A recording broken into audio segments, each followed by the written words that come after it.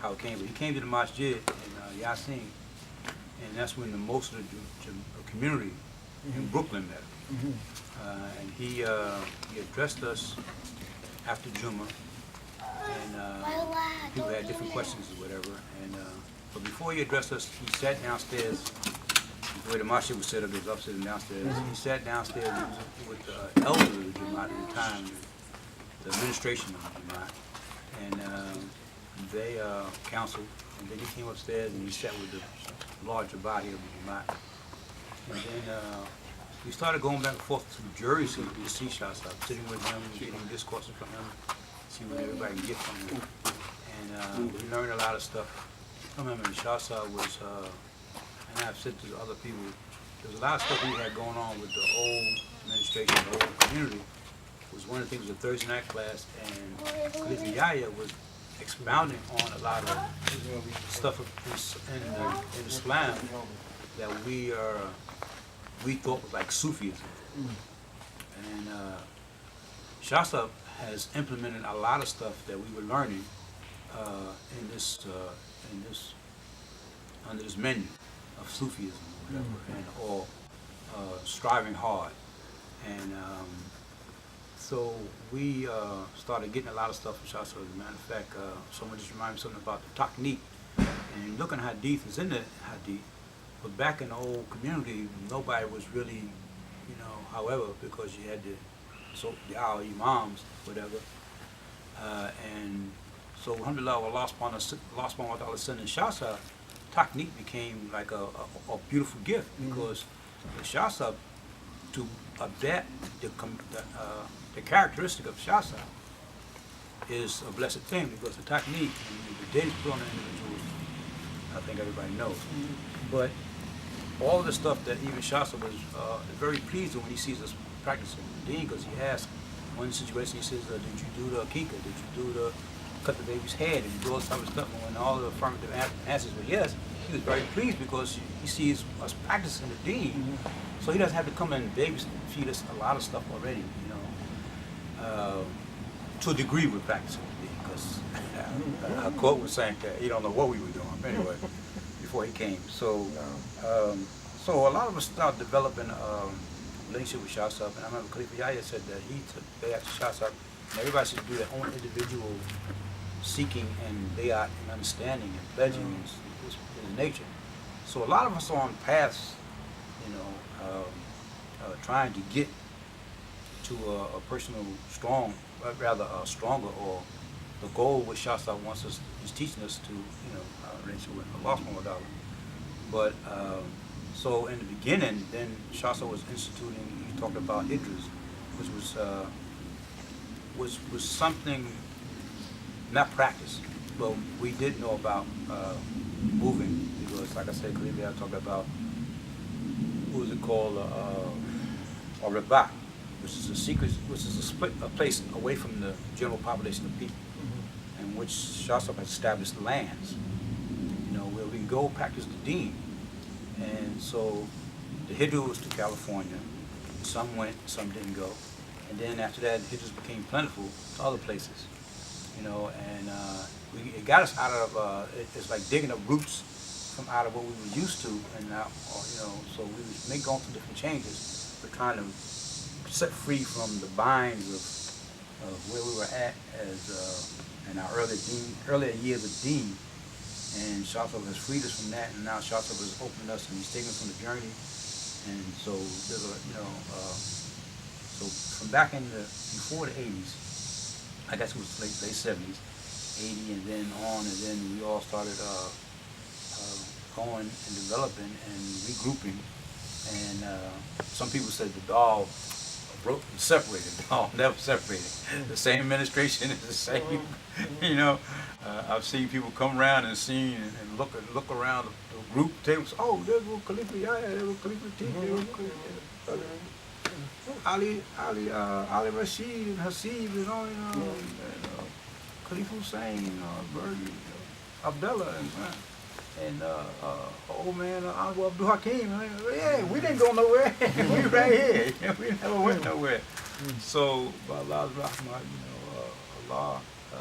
But the beauty of it was because, and alhamdulillah, Khalifa Yahya, Allah did with him, and Imam Zayd and Abu Yassin and all these imams in different areas, and Abdul Jabbar,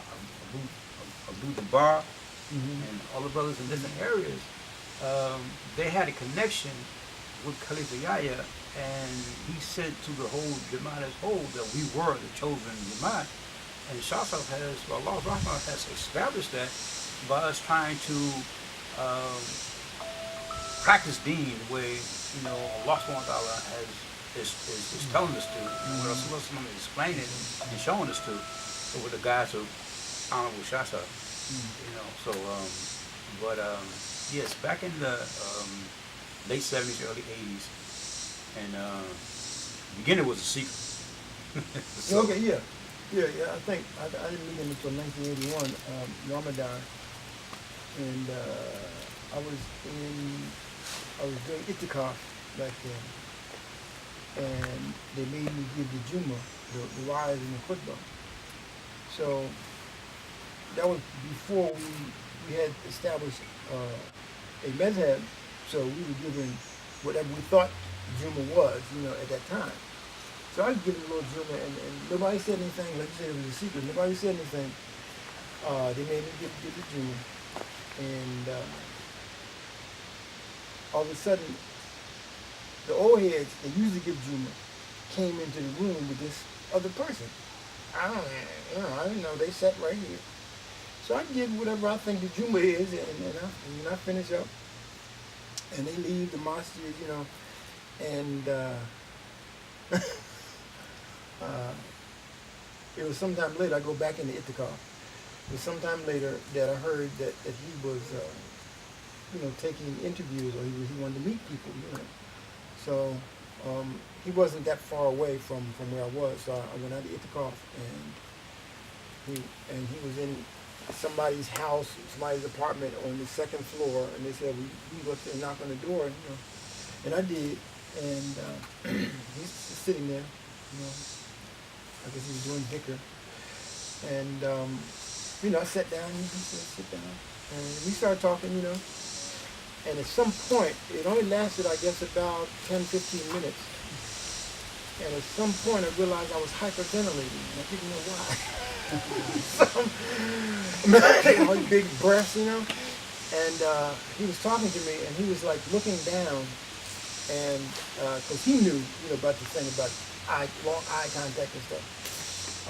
And then at some point his head looked up and said, "Aren't you the one that gave Juma?" And I said, "Yes." He said, "Don't you know that all the sins of the people are on your shoulders?" Wow. No, I didn't know. He said, whatever it was, whatever my infraction was, we thought that the khutbah was the wise. So we didn't do any actual khutbah. We did two wise, we read whatever we read, So because I did it like that, that's not the way it's done. So all the sins of the people were on my shoulders that day. So after that, I guess the next year, and I didn't see him, that much after that. I don't know what, I went overseas in 1983, 84 season to the Madrasa Islamia, and that's when I learned, the Adiyat and Fiqh and, all these things. Alhamdulillah, to, just being around outside, the opportunities open themselves up. And we came back and, went teaching in Canada and California and DC and, all over the country. Alhamdulillah. Alif Allah Chambe di booty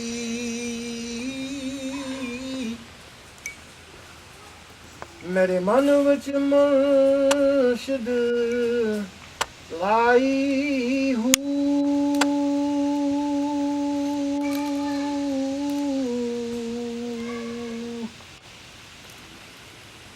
Nafi asbat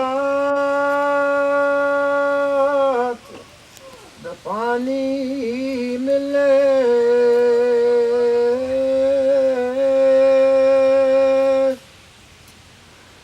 har again har jai hu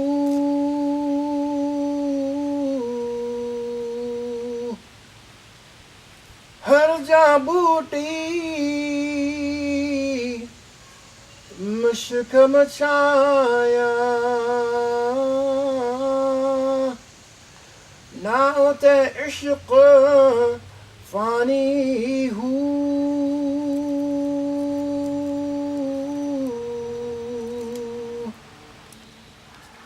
I first met the blessed man on Killer, Sundown Valley, and that particular occasion was about 80 brothers from all over the country, and Shah Sahib had basically asked each individual at a particular time to come into his tent to discuss whether you wanted to be a regular Muslim, a talib of a sheikh. Shah Sahib was asking every individual what did they want to do as far as this path was concerned. So I started crying, and then he just settled me down and said, okay, you just, go pursue the tariqa, be a talib. And that's when I met him. But the other aspects of acquaintance, that was the personal meeting him personally. But the other aspects of the beauty of Shah Sahib coming was, it's a couple angles that I have, and one of them is that our Jamaat was in trouble. The Islam movement was in trouble. The dunya was, if I can use a configuration, the dunya was closing in on us. We were changing. The nafs were getting, we were getting out of pocket. The administration was out of pocket. There were certain cliques. There was things going on that if Shah Sahib hadn't come, and this is just my personal observation, maybe we would have started tearing each other up. But Allah subhanahu wa ta'ala blessed us with Shah Sahib coming. And to expound upon my friend's statement here, we started hearing there's a sheikh in town. Yeah. So it was Group A was sneaking around, going to the places wherever Shah Sahib was, and Group B didn't know about it, and Group B didn't want to tell. I was in Group B. Yeah, Group B didn't want to tell Group C. So it was some words going on about there's a sheikh. Yeah. There's a sheikh around. There's a sheikh in town. So through this observation, I was very happy to hear. Even though I didn't know what a competent sheikh was, I didn't really know. I mean, I read Ghazali, Ibn Arabi, and Rumi, and all of that, but I didn't really know, anything about a sheikh coming and you taking bayat or becoming connected, Nuri Cord, and all that. I didn't have a clue. But what I'm saying is that the Dar al-Islam movement was sick. No doubt. And it was in the process of destroying itself. Okay, there were some Arab countries dangling some carrots, and certain brothers pursued that, and certain brothers would have injured brothers to pursue that, you know, that at that time. But the other point about Shasab was that I really enjoyed, as I began to grow and hear what Group C was saying, Group B was saying, and Group A was saying, but they all were saying the same thing. Shasab did not care at all about your status, how rich you were, whether you were the imam of the Dar es-Salaam movement, whether you were the one that did 1,000 push-ups. At any given second, someone unknown that entered the group could have became your teacher. Someone who you thought was a knucklehead could have been the one whom Shasab said, listen, go over there and teach Sharif and Yahya about Tariqah. So Shasab broke down the barriers immediately. There was nobody that was special. It was, if you want to come on this path, come on. No ABs or C's. Come on. But anybody at any given second could have been, let me start here. Let me start at A. Any given second in a halter with Shasab, you could have been taken. I don't care who you was. No status, no nothing. It didn't make no never mind. And certain brothers, as we are aware, received certain gifts, and they were hooing and haku hey and all of that. We were standing there like, what? Right? That's what I loved about him, how he did not pick any particular individuals to take to Allah subhanahu wa ta'ala or in proximity or closest to Allah. It was a wide open, if you got a good, sincere heart, and you're sincere about trying to pursue this connection, there's a possibility for some peace for you. If you come right. You know what I mean? Some guys, and we saw some guys in Group A, and Group C, and Group B, and Group E come with haughtiness. I'm still with A, I'm still with B, I'm still with C. Yeah. We saw some guys come with haughtiness, thinking that they were in charge still. We saw some guys come with, you know, I just need to be in charge. And we witnessed Shasab just like, I'm in charge. And I like that about him. He took charge. He didn't come in and beg us to be our sheikh. He didn't come in and, he just came and was our, you know, he was, that's it. He didn't, he had a, when I say the word swagger, swagger is a difficult word to use because, you know, in the dunya it means certain things. You know, haughtiness or whatever. I really don't know the positive aspects of swagger, but Shasab had a, yes, I am a competent sheikh. Bearing, he had bearing. Yeah. Yeah, for real, I am. Yeah. And my family is so and so and so and so and so and so, and yeah, what? You know, I like that about it. With humility, right? Yeah, with humility. He was, yes, that's right. You know, if you want an incompetent sheikh, if you want to fly around on the ceiling, or if you want, you know, to go down the street and give somebody $20. Because there was those gurus and all these knuckleheads that was all over in America. You know what I mean? Calling themselves sheikhs and all of this. But Shasab said, if you want me to take you to Allah subhanahu wa ta'ala, come on. So that's sitting in the background observing. Now back to Group A, B, C, D, and E. Right? You know, like Group A would tell Group B, oh, you can't go to the Kilwa. And then Group E would tell Group A, well, you can't go to the Kilwa. Who gave you permission? Then Group C would tell Group, you know, whatever. The next thing we knew, that all was irrelevant. We were all wasting our time trying to decide who could be with Shasab and who. It was a waste of time because all groups ended up in the mountains with Shasab at Sundown Valley. All of this, I mean, seriously, it was like guys left out of Philly. I don't know about New York, but guys left out of Philly like, where y'all going, man? No, we out.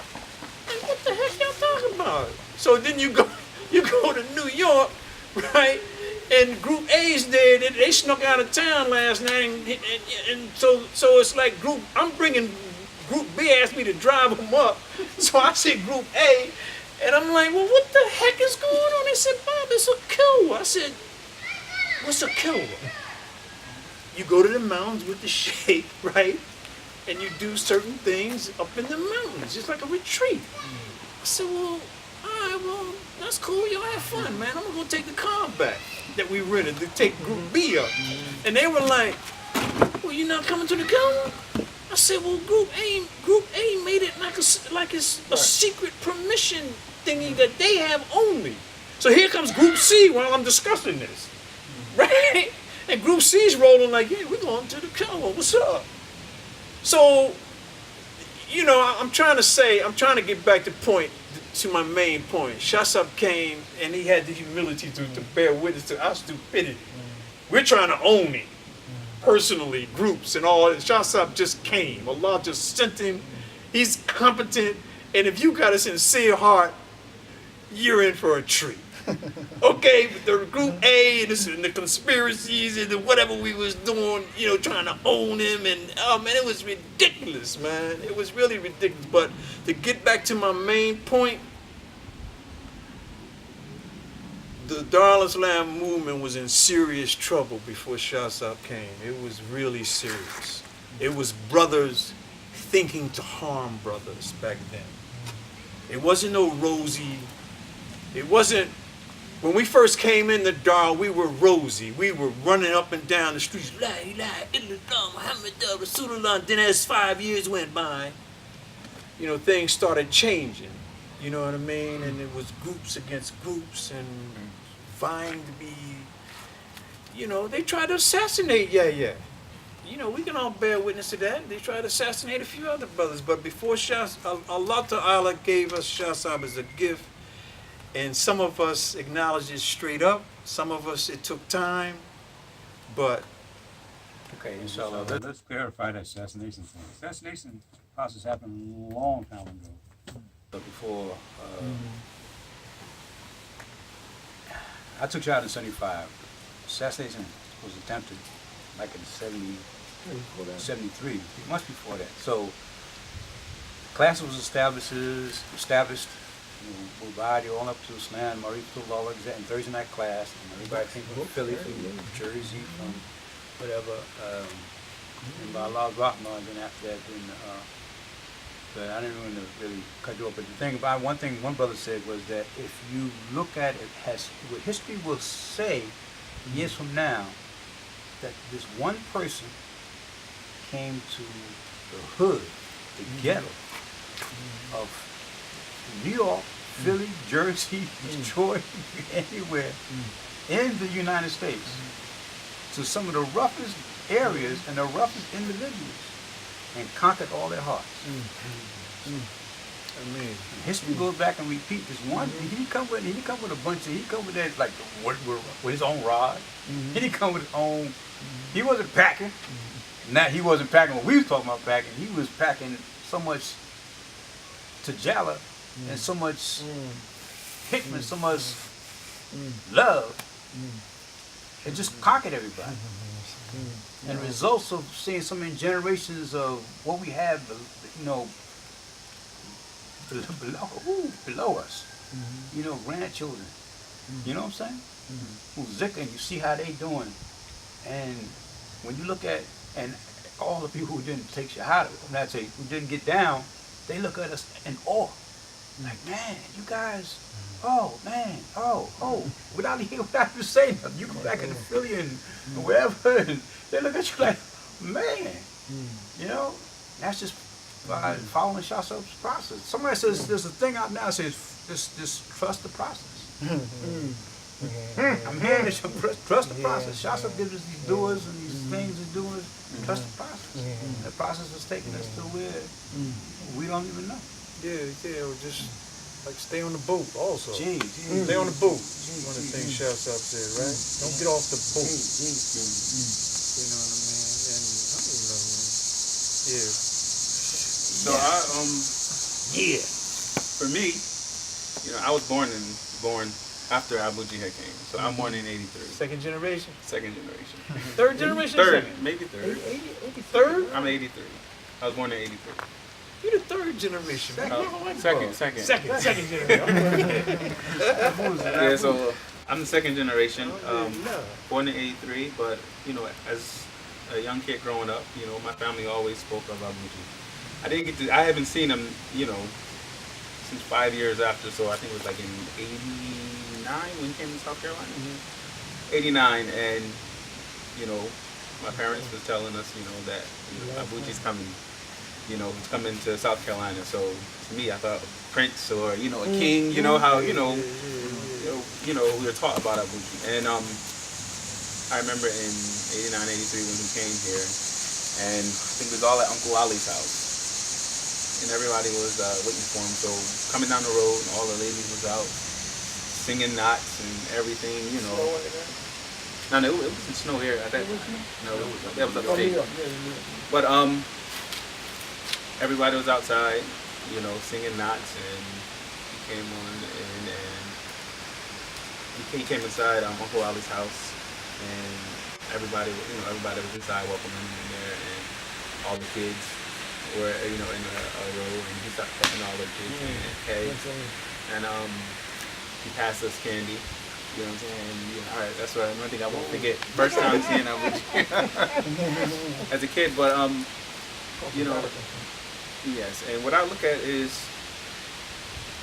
when I hear my uncles and my boo talk about, you know, how things were back then, and I look at, you know, seeing, you know, how the youth is growing up now in the cities, and, you know, how many problems they have of different things, and I'm like, you know, I'm very grateful that to be raised on the land my whole life, and, you know, from 5 years old when we actually moved to the land, you know, I lived there my whole life, and I see the difference, you know, as far as in me, and I look outside, you know, and I'm like, if Abuji didn't come, I would be just like, you know, those people out there, you know, Right. and I'm very grateful for that, because, you know, the state that these youth are in now, you know, that could have been me. I could have been, you know, raised up, you know, knowing half my deen, or, you know, not even practicing deen.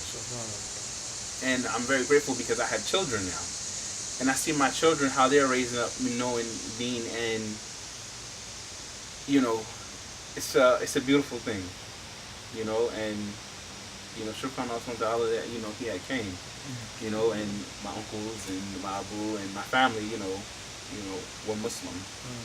And gave me a head start, you know, as far as in life. And, you know, without Abuji, you know, if he hadn't came to us, you know, I couldn't imagine where I would be. Or have we not accepted? Because, you know, he didn't impose himself upon us. You know, he said, you know, you can ask as many questions as you want. But once you decide, let's do it.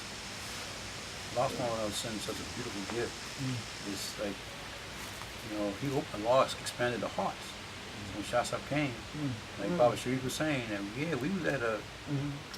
You go to a certain, get to a certain point, and Allah took us to that certain point, because remember we all saw your uncles and us, we all came out of the street, out of the dunya, you know, so we came from all type of various backgrounds. So Allah took us to that point. He took us to the doll, and took the doll, the whole Jamaat, into a certain point, and opened us up. We was right when Shasab came. Right for something. So something positive. That's when Khalifa Yahya went to that. So that's all I can give you. I mean, that's all I got for you. You got to do something, you know. And he was right there still at the time. Like Hazrat Yahya alayhi salam said, like, yeah, this is my job. Hazrat Isa does doing the rest of this. You know what I'm saying? Yeah. So Allah's rahmah. But even hearing the stories, you know, it's like all these places, Michigan, New York, Philly, California, you know, all these places around the United States, and we're all connected. You know, I mean, you don't really see that. I can go anywhere, you know, if I travel here, I got a place to stay. And I don't know back then how that would, how it was back then, You don't but think about it like that, but that's it's, that's interesting. I know one of the things I think it was Khalifa Saab said that Abuji said this is the way it was with the Sahaba. Mhm. They could travel wherever they go, they had a resting hole. So he's given us pure deen. And a lot of the traditions and everything, he's, like you said, we're very fortunate, My story starts in 1991. I came to Charlotte. I'm from Philadelphia, we all know, and took Shahada in Philly. It wasn't really much deen, and I didn't really know anything, and I wasn't fully practicing, but I was a Muslim. I held on to that, and wasn't doing nothing in Philadelphia, so I tried the military thing. And 1986, I went into the Air Force, and spent 4 years there, and kind of like to get my bearings straight, give me, some type of direction in my life. But even in the service, not practicing Islam, but I was like, my dog tag, I'm Muslim. And, I decided to get out the military after 4 years. And, and one of the things that I wanted to do, my mother had moved down here in Lancaster. I had family down here in the South, so that's the reason I came down here. And my whole thing was like to become Muslim, practice Islam. That was my total niyat. And I was up in Charlotte, staying with my cousin up there. And I was going to the Masjid Ali Shah, which he was like a little bit between the Nation of Islam, War of Deen. He was like a little mixture of everything. And what I knew about Islam, I never liked the Nation of Islam.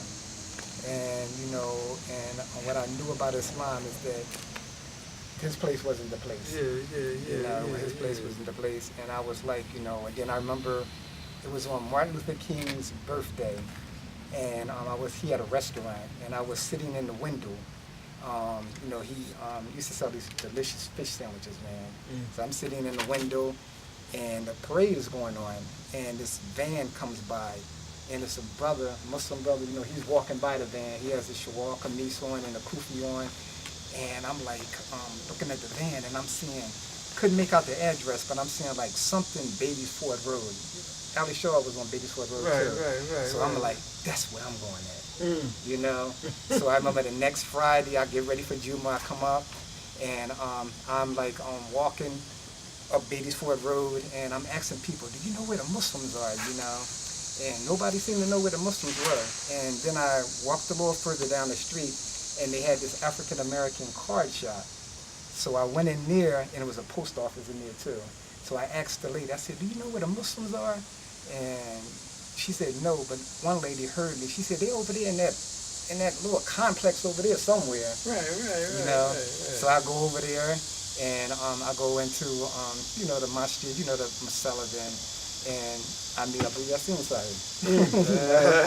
I remember, coming in, I never forget, I come in and he was sitting just like he sits just now, what I'm saying? Sitting there, got his head nod, and, Abu Yassin Sahib was always polite and always encouraging, and so, he said, where you from, brother, and I'm saying from Philadelphia, I live down here now, James, and, so Brother Hassan, who was the imam there, he comes from the back, oh yeah, Brother James, there's another brother down here, Qasim, he's from Philly too, so, I make Juma, and I'm sitting in Juma, right, and I remember the little kids, Abu Hassan kids, right, they were just sitting like we sit, and I'm sitting there, and my back is killing me. That's the first time I ever sat like that. I'm like, how are they just sitting, not moving, and I'm like, sitting like that, and so after Juma, Abu Yassin Sahib, Allah bless him, he comes up as I'm leaving, he said, come to class on Sunday. So we have class here. So that Sunday, I come up, I have my little book, I come up to class, and Shuaib Sahib, he's teaching the class. Oh, man. And he had just come back from overseas. Yeah, you can imagine a treat. What he was bringing What up. a treat. So, what a treat, so he had came man. back, and it was like it was an interesting time in Charlotte at the time because it had a group of people that, everybody was moving to Charlotte. It was about 3 other brothers that just came down from New York, and they were in the class too. Everybody was like kind of like searching. You know, everybody. So it formed a nice little brotherhood. You know, because we all was like, you know, coming from our, you know, respective places and not, you know, having practiced Islam, but we were Muslim. So Shuaib, and we're sitting in these little desks. They got these little desks, like children desks, like for 4th grade kids, you know, with the little flip tops. Grown men sitting in these little desks, right? So Shuaib is, you know, he started class, and he started off with Yasin al-Quran. And that's the first time I was ever really introduced to Arabic. And then he had Ta'lim Islam, and then he had notes from Abu Jid. And I remember, it still stick with me now, I remember the very first notes that I was writing down, it was from Abu Jid. It said, in America, the Muslims are considered 3rd-class citizens because they lack planning and sharp wit, whereas the Kufa has no problem with planning. And I'm like, where is this coming from? You know, it was just, it just stuck with me, man. And Shuaib, he was like teaching, and Shuaib had this bush suit on, and he had a Jinnah cap, beard, you know, immaculately groomed, and he was glowing, man. I was like, man, look at this brother, man. Bush jacket, bush jacket. Yeah, I mean, he was glowing, man. And I remember, like, personally, for me, I remember sitting there, and when as Shuaib was going through the class, and for me personally, it was like I was back in time, man. It was like I was back in time, I'm telling you. It wasn't like 1991. I just felt like, you know, and I remember later mentioning that to Abu Yahya, rahmatullah alayhi, and he was saying, I was telling him, you know, what I was experiencing, right? And he said, you know, he said it was Abu G's nisbah that you was feeling that was coming through Shuaib. Yeah. So, you know, we, you know, continued the classes, and, you know, when, you know, the brother there, you know, he was really, you know, Allah bless him, you know, he did a lot of good, you know, but, you know, he didn't really accept Abu G, because actually the center that we were in, it was the Jamaat actually helped set it up. Okay. But the brother kind of like backed off, you know what I'm saying? Right, He didn't right. really commit himself to it. Right. And so, you know, we learned that later, you know, but Shuaib used to always come up and teach, you know. And, you know, so that opened the doors, we were being educated. And then when Shuaib went to the camp, you know, Uncle Ali came up and taught. And, you know, Uncle Ali, he has that way of like teaching you, and, you know, and in his teachings, showing you that Islam is a movement. You know what I'm saying? This is like, you have to commit yourself to this. This is a movement, you know. So that was, you know, that was like the vibe. You got a treat You from know, Allah with those two brothers, it was, man. It really was. It really was. And, you know, and one of the things that I was attracted to the Jamaat about was like the order, the structure. You know, they had land, and it was like structure, you know. And I remember like we used to come down, when we used to come down on Sundays, Fatali, you know, we all used to come down on Sundays. And I remember one of the things that stood out to me, we're in a masjid, you know, and Uncle Ali used to always speak to us, you know, talk to us about different things after Salat, you know, it was always that brotherhood kind of like thing. And, you know, and so he's sitting there talking to us, and I remember Khalid, you know, he's sitting there too, right? And Khalid, before he leaves, he does his hand like this, and signals to Uncle Ali, can I be excused? And that was like, that blew me away, man. I was like, man, they got manners, man. You know, it was like, you know, it was like just order, man. It was just order. It was order. And, you know, it was, and then in 1999, I got the opportunity to go overseas, you know, for 4 months, alhamdulillah, man. And I remember my first time seeing Abu G, you know, he had, it was like a closed, kind of like closed wooded area, and that was the courtyard when you open it, you know.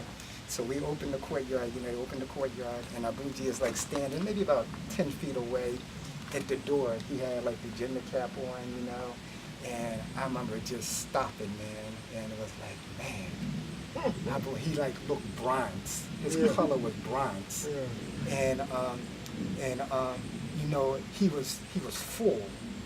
Just looked full, man. You know, and you know, it was like, and I just paused and was like, man, Abu G, it was like a dream, man. You know, And as we, walked into the room, walked into the, the house, Abuji, he's, has such, grace with him, and he just dropped his hand, and everybody, kissed his head, I just remember this big hand, and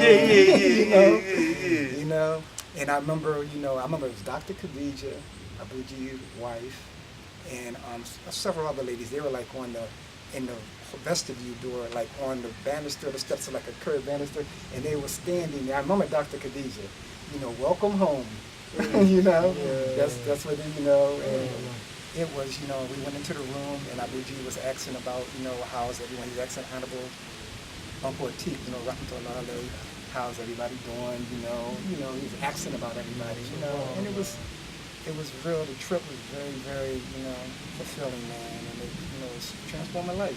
Mashallah, mashallah, mashallah. Now, and I guess hopefully the best is yet to come, huh? Yeah. But before we go, I have one question for this young man right here. I really appreciate. That was the mic. Yeah, that's supposed to be the microphone. But I really appreciate what you're saying about how you related to your uncles, your grandfathers, and your fathers and everything. But you grew up, with your Abu and your Umis, just conversations, your uncles and your aunts, and watching the Jamaat playing on the land. But then you became an adult, and your transformation in terms of your relationship with Shahzad. The relationship I have with Abuji, it's a relationship that, is different from your parents. Like the relationship I have with my Umi and my Abu, it's different. They care about me. They're sincere. Yeah. But like Abuji, he's every detail. He knows everything about you, and it's amazing. Like he asked me a question that he asked me. And he knew. I didn't answer right away, but he knew. He said, I know. And it's like he cares so much about you. Everything he asks, how are you? He asks, how's everybody doing all the time? And it's he loves everybody. And it's something that it's hard to describe. I understand. But it's a connection. A connection that it's a wonderful connection. That's the beauty. One thing with Shahzad, we read hadiths about Rasulullah and how he's particular in detail. And even the non-Muslims was like responded to the detail in which he displayed. And then when you watch Shahzad, when he, the things he does is so much that affects us. All these little details. We went to go look at land one time, and like how you talk about the A, B, C group and that type of stuff. So it takes you a while to get rid of that where you think you are type of stuff, right? And so we sitting around and stuff, and he was sending A, B's, and C's to go look for some land. He didn't send A's or whatever how he did it. Anyway, and when we came back, he brought us in the room and he asked us a question about what do you think about the land. And what struck me so poignantly was the fact that after a person gave an answer, he asked the next person. He went around the whole room and made sure everybody said something. And that always got me when everybody sits around and one person speaks, and then everybody sits back, and then when they get out someplace else, I was about to say, whatever. Try something to spell all this. There's no way. So you're committed personally. You're not committed as a group. You're committed personally. What do you think about the land? Okay, so now you say what you thought about the land. This is how you feel. This is how you feel. This is how you feel. So I'm not talking to him for y'all. I'm talking to you. I'm talking to you. And that John made me feel like my opinion meant something. Because I'm going to be living on, this type of stuff. And the way he makes you feel, the way he makes you feel in a lot of different scenarios and situations, makes you, feel like astaghfirullah, the only thing stopping you is you. Alif Allah Chambe di booty मेरे मन विच मुर्शिद लाई हूँ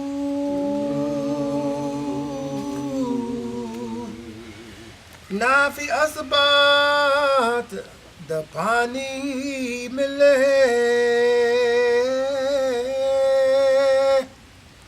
हर गे हर जाई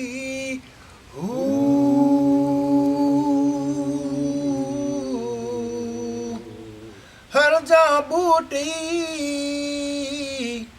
मिशक मचाया जा फुलन थे आई